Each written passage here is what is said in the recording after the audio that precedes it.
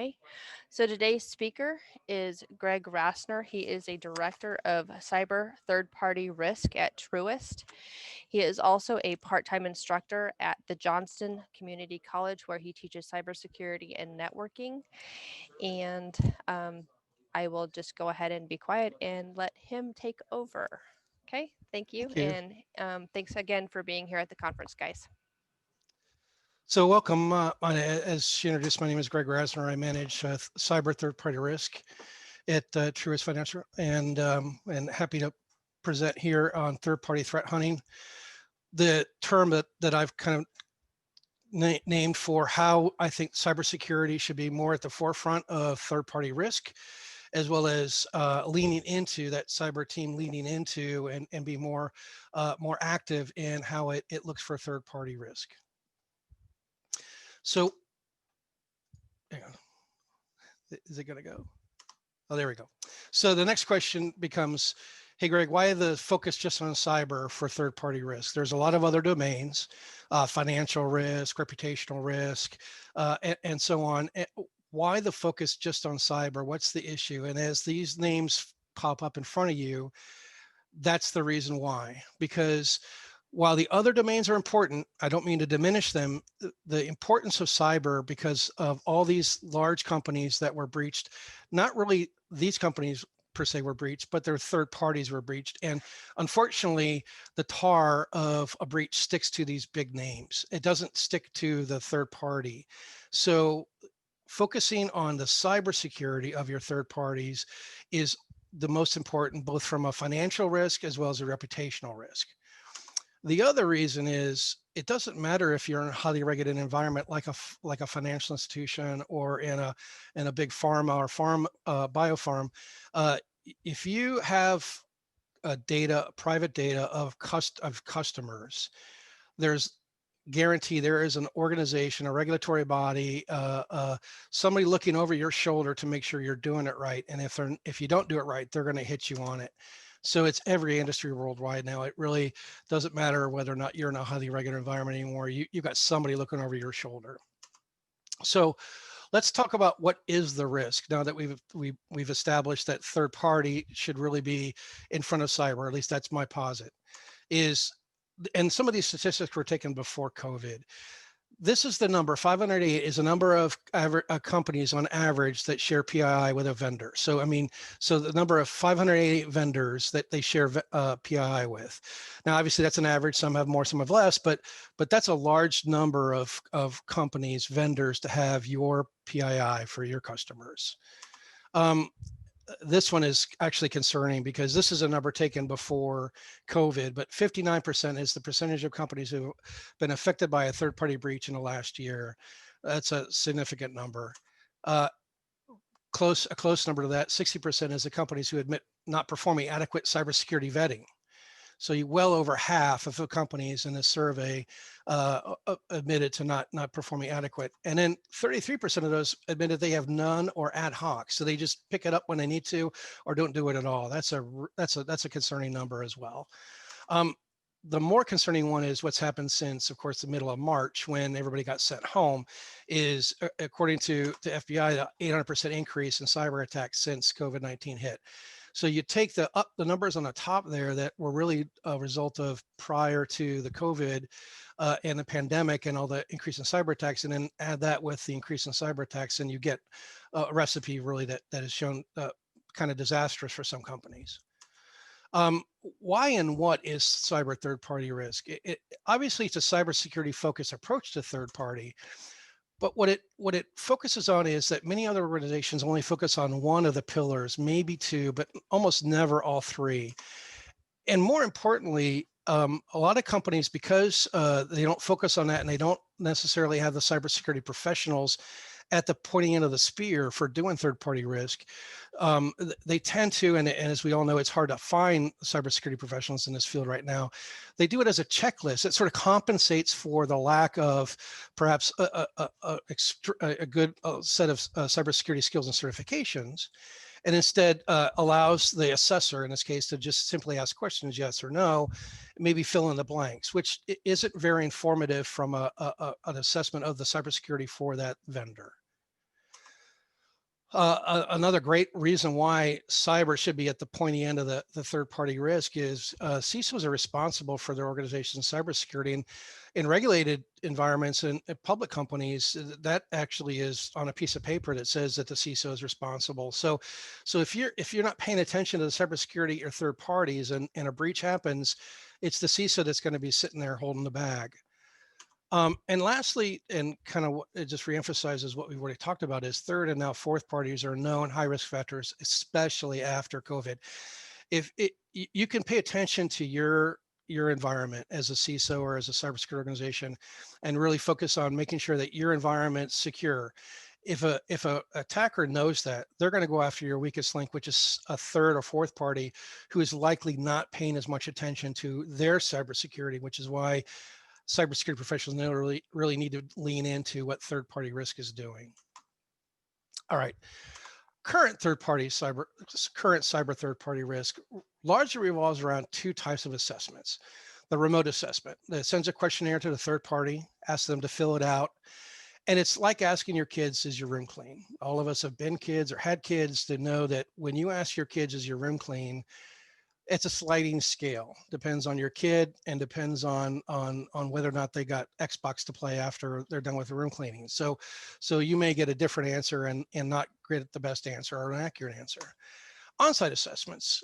These are where you actually send personnel from your company to an on-site, to physically the vendor's site, to do a 2 to 5 business days of asking cybersecurity assessment questions. This is equivalent, as I say here, of going to check that the room is clean, and you open a closet and stuff falls out. You look under the bed and there's socks and everything else. So on-site assessments, while they tend to be more expensive because of the resource time of going there and physically doing these, you get better results. You get more confidence in the level of cleanliness, as it were, for that vendor. So these tend to make the most. As I showed in the earlier assessment, the earlier slide, you get a lot of folks who are not doing this at all. So this is the basics of doing remote and on-site. The checklist versus conversation comes into how are you doing some of those on-site and remote questions. As I said, checklists are great for producing answers, but not a real great understanding of what the vendor's security is. And let me understand that is if you're doing a checklist assessment, just anybody who's done this has been audited, you can see it happen. It's sort of this, I'm doing this, you're going down a list, you're not really looking at the person's eyes necessarily very much, and you're not having a conversation to understand what the comprehensive security is, as well as there's no real trust or relationship being built when you're just doing checklists. So conversations really should be domain focused, domain based, and focused on the insight, not on the particular answer necessarily, right? And what example I could give you would be when you're doing these kind of conversations. Let's say you're asking questions about access management. Ask the vendor, let's see your access management policy, because their policy, you're not there necessarily to dictate the policy of the vendor. Although if the policy is short, you may want to have a conversation about it. You want to see, are they actually implementing the policies? Because very often what you'll get, especially in the remote assessments, is a answer that answers the question of what their policy states, not necessarily what's in production. Those often are, as a lot of us know, can be two different sets of facts, right? So checking that what their policy is and then validating that it's enforced and implemented in production is key. Third parties, one thing I want to take a step back here too, as well as is in why the conversation and building trust and relationship is important, is third parties are a partner in your organization's success. It's not a gotcha game to try and find stuff and go, I gotcha. This is understanding your security, so both parties, both yourself, your company, and the vendor, up level of security, and both are more successful.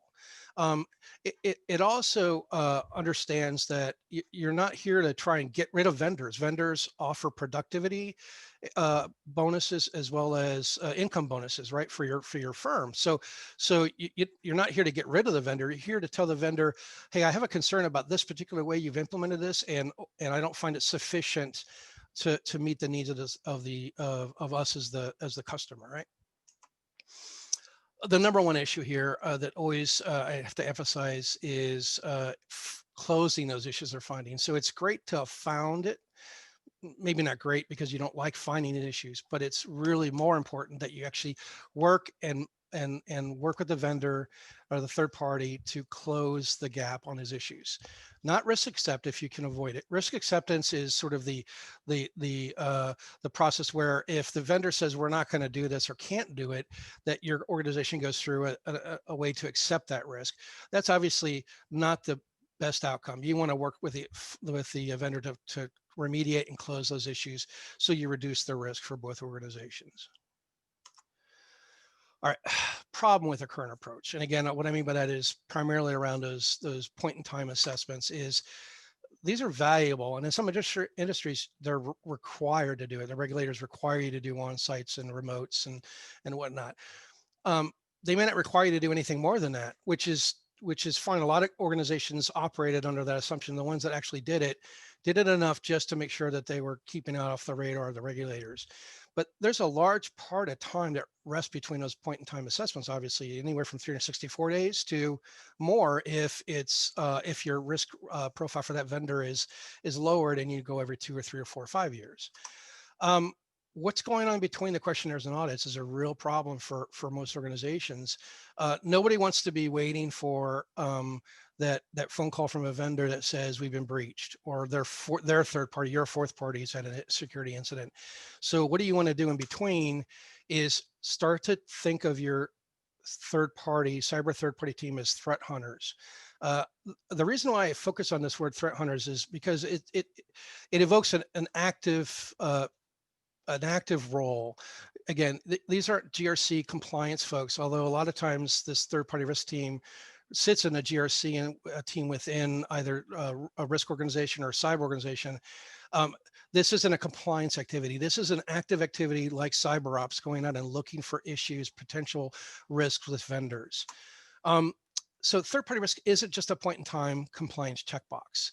Again, your regulators or your management may feel that way, but proof has shown with the amount of increase in cyber attacks that just doing sort of the checkbox activity is not enough.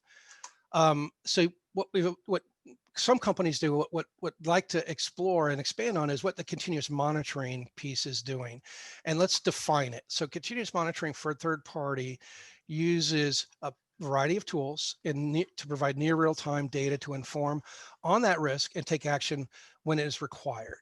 So that's a mouthful, but basically it's not 24/7. I don't know that you want to necessarily get your third-party risk team into doing a 24/7 unless risk and the risk appetite for the organization is at that point. But it's an almost always on, certainly during large business hours chunks of looking at what your third parties are doing, looking for triggers, looking at data, and figuring out what you're going to do next. And I'll go into some more detail about it, obviously, and I'll even give an example of how it can be used. So how to accomplish it is with 3 main pieces. One is your data sources, your due diligence, and cyber intelligence. And let me get into data sources first, because the vendor reputation tools are kind of one of the key focuses of this continuous monitoring effort. And a lot of firms have adopted these vendor reputation tools. I obviously don't want to name the specific vendors on this call, but you can do a web search and know which vendors I'm talking about. These vendors produce largely, with varying degrees of comfort level, the level of risk that you get based upon vendors that you've put into their system. And a lot of times what they'll do is produce a score, a stoplight, something that gives you an indication of overall how that vendor's doing. My approach would be to not focus on that eye candy, the scores, or sort of the red flashing stuff. It's the stuff underneath that, the specific criteria that is important to you as an organization on what drives that score. So things like, again, this is going to vary based upon organization and what kind of data they have, but are they showing botnet infections? Are they showing spam propagation, open ports, server patching, things that these vendor reputation tools can glean from external on both the external and some of the internal workings that's going on without actually physically being at the vendor. focus also on thresholds and alerts. You're going to get a lot of data from these systems, and some of it is can be a little bit overwhelming. So work on what your thresholds and alerts are. So there's some data that you'll get or criteria that isn't really, I don't want to say it's not important, but it may not be indicative of a breach or an incident. It's just nice to know. So you may not want to have a threshold or alert on those things. And you also may want to set up what a lot of it will be. There's exposed credentials. You'll get a lot of these have exposed credential data. There's a lot of exposed credentials, and you can go anywhere and find them for sale. Can you find out if those exposed credentials are privileged credentials? Those are the ones that you'd really want to care about, for example. All right, APIs. APIs is a little bit more of a harder nut to crack, but it's certainly approachable. So a lot of the data that you're going to work with on your third parties is going to be in a cloud service provider. So whether it's AWS, Azure, Google, or whatever, a lot of those now provide APIs for you to, it originally was intended for your third party, for the owner of that software that's running with the data in the cloud to understand what's going on with their environment, right? That can easily be made available to you as a customer, obviously working with your third parties that are appropriate, and you get that information as well. So it can be as simple as an alert when, on, for example, in AWS, if the MFA is turned off for root, that you get an alert as the customer that's been done to your environment. And one, it can be either just an alert, it could be all the way to shutting the instance down or flipping the switch back to MFA required for root. So that's just one easy example. This can be challenging. There's no doubt. You have to find a vendor who's willing to partner with you on these things. And again, that's why the conversations and not checklists are important. You're having conversation with customers so they understand you're here not to play a gotcha game or to dig into them, but you're here to try and up level their security so both of you profit from that. One of the ways to kind of incentivize vendors to do this is to try and negotiate lower due diligence for on-sites perhaps. So, hey, if you open this API up to me and we're able to work with you on it, I don't have to do on-sites every year. I can do an on-site every other year, for example. And we just do remote assessments after that for those in between times. So there's ways that you can incentivize folks to do it. And obviously you'd want to do it for vendors that are high risk. You don't want to do it for every vendor necessarily that has your data in the cloud. You want to do it for ones where the data is of large enough volume and of enough risk that you want to have this kind of window into it. Lastly is one that really would be focused just on several key systemically critical vendors for you, because this gets into more of a SEM activity than it does a third-party risk environment. But in certain cases, it could make very good case for you to actually consume the logs from those vendors to look for items that are of concern for you as a customer. These would be very few and far between, I think, especially given that you don't want to be completely responsible for the monitoring of that system, but this gives you another window into where data sources can come. There are other data sources you could have. It really just depends on your creativity and the ability to work with a vendor. All right, next is on the continuous monitoring pieces, the due diligence information you can get from your own internal systems. So whether it's remote or on-site assessments, you can look and see, once you've got the alert from your data source, what due diligence data do you have on that vendor? Are there open findings that are related to the alert from the data source? And I'll get into this, what an example might be in a later slide, but you generally, if you've been doing assessments, and then if you're not, you know, this is your chance to get into it. But if you've got assessments, you've got data on these vendors. You should just look at the data source and say, oh, there's an alert on a botnet infection. Go and look and see what potentially that risk might relate to something that's an open finding. Same thing on the systems of record. So however you're storing the data on your third parties at your company, the system of record will provide you some context for the risks. So you may get an alert on a botnet infection from a vendor, but you go and look and the vendor only has 1,000 PI. Well, certainly any loss of data is critical. You know, the question just becomes your risk appetite. Is 1,000 too much for you, or is it 100,000 that's too much for you? So looking at that and giving context to the alert. A high risk acceptance. So another one would be where you've got a vendor that has somewhere along the way, either at intake or along the way with a finding, had something that they just said they wouldn't do or couldn't do. And let's say they have a risk acceptance for no data loss protection or insufficient DLP. That again, risk acceptance is the last form we want to take as an organization. But if that's what ended up happening, that risk is not closed. It may be accepted, but that risk is something you should track. And again, you can be able to tie it to a data source that if you get an alert. And then just good old fashioned web searches on the interwebs to find out what else might be going on with that vendor.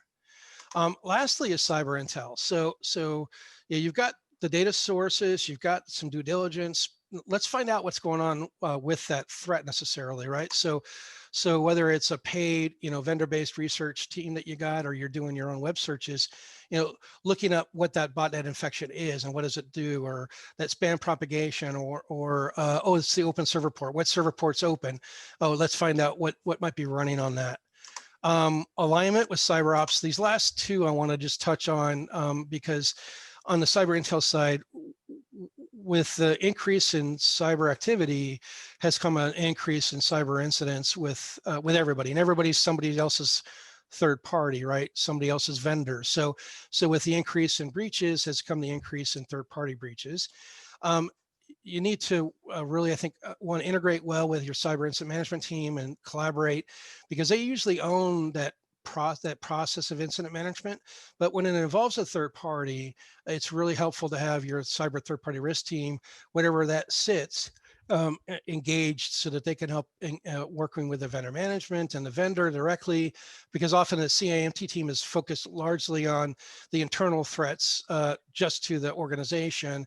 It may not be sort of staffed and scoped and focused on what the third party's issues are. So that's an important call out. So you're going to take all these data sources, due diligence, and cyber intel, and to make that your continuous monitoring. Again, not focused now anymore just solely on the vendor reputation tools, which have been sort of the where a lot of companies have focused on for continuous monitoring, and actually going to looking at these other two areas. And so let's walk through what a CM process would look like. So you got a data source, and in this case, let's say your vendor reputation tool alerts on a botnet infection at ABC data processor. You go and take your due diligence, you go look at that ABC data processor, and you realize they have an open issue from a previous assessment that shows that users have admin rights on on their laptops, and that's an issue that most organizations should be concerned about. And it turns out also that they have an open risk acceptance as part of intake, that they didn't have DLP and they never planned to ramp it up, and so the business decided to risk accept that. So you take those three things that you've done at top, and now go and look at what's the botnet doing. What is the botnet? And the botnet is a known browser add-on, and that it can perform key logging. Now the conversation with the data processor is a much more crisp, detailed conversation than just, hey, your score looks terrible, or your rating is terrible in the product of the vendor reputation tool, to, hey, we see evidence of a key logging botnet that's coming from your network, along with some of your open issues and risk acceptance. We'd like to have a discussion. And in fact, you can have a very, now you can get their cybersecurity SMEs on the call and have a good conversation about a specific threat tied to due diligence and open issues that you have. And the vendor will probably be appreciative of, hey, they put some time and effort into finding out what the issue might be, and willing to have a conversation with us about it. You'll get some vendors who will push back. And as is natural. So there are ways to try and engage with that. I'm happy to have a conversation maybe in a Q&A about how to do that. But for the most part, vendors will appreciate this conversation as opposed to another one. All right. There's also the possibility to enhance your continuous monitoring. This departs a little bit away from the reliance on the vendor reputation tools and almost becomes a vulnerability management system for your high-risk vendors. Again, this enhanced CM, let's say you have 588 vendors. You don't want to do this on 588 unless you can have a staff of 100 to do it. And that's really not, that's not scalable, nor is it recommended. This should be really focused on your high risk vendors, whether that's based upon the number of connections they have to you, the number of protected records, or systemically critical. That can be a conversation you have with the business. But once you've identified those, poll them on their data that you think is important for you. So some examples here are, what are their third parties? What are the fourth parties for you? And give us the list. Connectivity deals. A lot of times, almost 99.9% of the time, when there's a connection with a vendor for like a lease line or whatever it is, the hardware at both ends is generally owned by the vendor. And so that equipment can often get forgotten about in terms of patch management and cadence. So making sure that you understand what the level of details are on that helps you to be proactive. And then where's your data? It could be at any number of places. It could be at a CSP, it could be at a colo, or it could be very often be at a vendor controlled data center, vendor owned data center. And a level of oversight that you can get on those is different, obviously. So now connect the triggers. So what I mean by that is, once you've got all this data from these vendors, and you put it into a system of record or a database, you now need to start to connect the triggers. What I mean by that is, let's say on the connectivity piece for the vendor connections, you note that, and we'll just take one vendor as an example. Let's say vendor notes that they have a particular type of Cisco hardware to at the endpoint for that connectivity, and it's running an OS level of X version, and you get a CVE alert for that particular OS level. That's, let's say, it's a 0-day. You don't want to do obviously every low or medium, I don't think, but if it's a severe or a 0-day CVE, for example, or a 0-day threat, you want to reach out to that vendor proactively and say, hey, vendor, are you aware of this threat to the hardware that you're using? And if you are, what are you doing to correct it? What's your plan to correct? That's a shift in the way we typically have conversations with third-party risk at most companies. Most companies for the longest time have waited for the call of we've been breached, or hey, that router that we have at in your data centers, it turns out it's been pawned. So that's and again, you can extrapolate that through the other data that you collect with the vendor, and that's connecting the dots, right? So waiting, getting all this data internally to you on your high risk vendors, and then setting the triggers to be either manual or automatically. Again, it depends on your level of maturity, and then being able to have a proactive conversation with a vendor, as it were, is a great shift in